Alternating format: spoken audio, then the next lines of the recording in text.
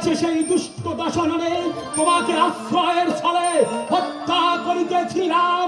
আর এই লক্ষণে শরীরে মায়াবী রাক্ষস, যতক্ষণ লক্ষণের দেহে আছে প্রাণ, যতক্ষণ সঙ্গে আছে কপি সৈন্যগণ, ততক্ষণে তোর কোনো আশা হইবে না পূরণ। যাও, দূর হয়ে যাও, দূর হয়ে যাও মায়াবী রাক্ষস। পাবে না সাক্ষাৎ মোর রাঘবের। পাবো না সাক্ষাৎ?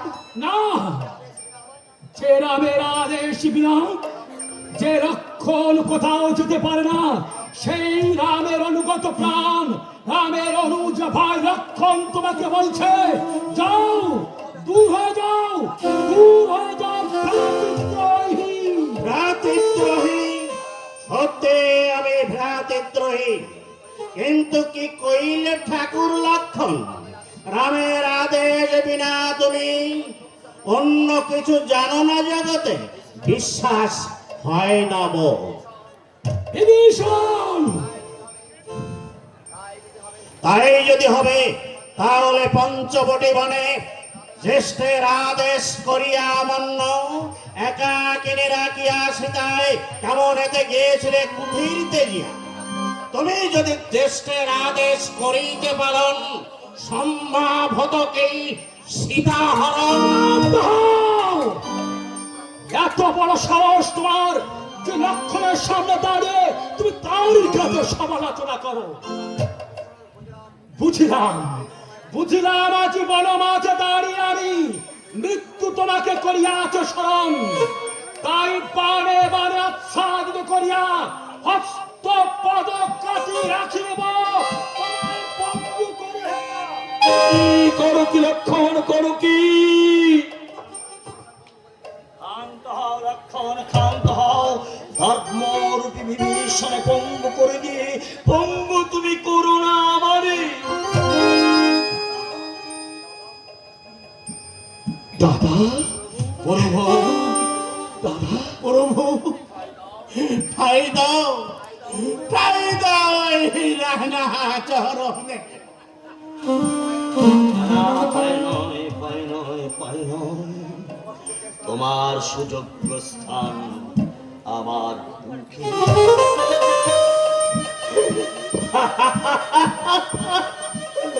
ধন্য, ধন্য আজ জীবন আমার, ধন্য হলো রাক্ষস জন্ম।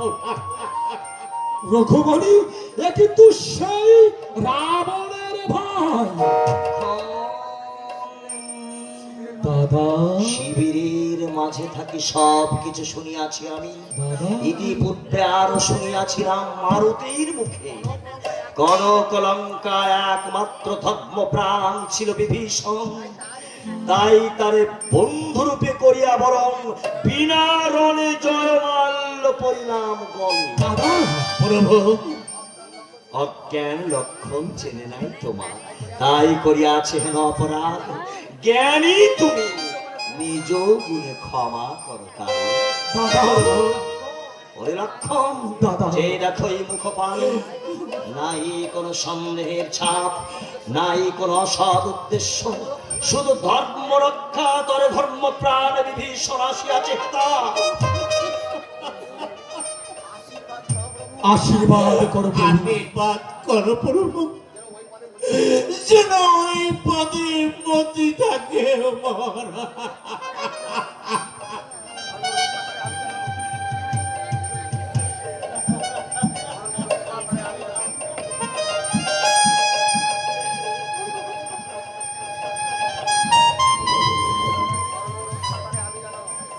ধর্ম রক্ষার করে আমি যেন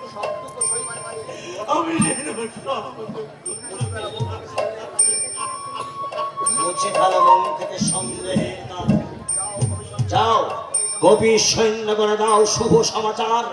বলো, রাজভ্রাতা বিভীষণ রাম কার্যে হয়েছে সহায়। যাও। যথাজ্ঞা প্রভু।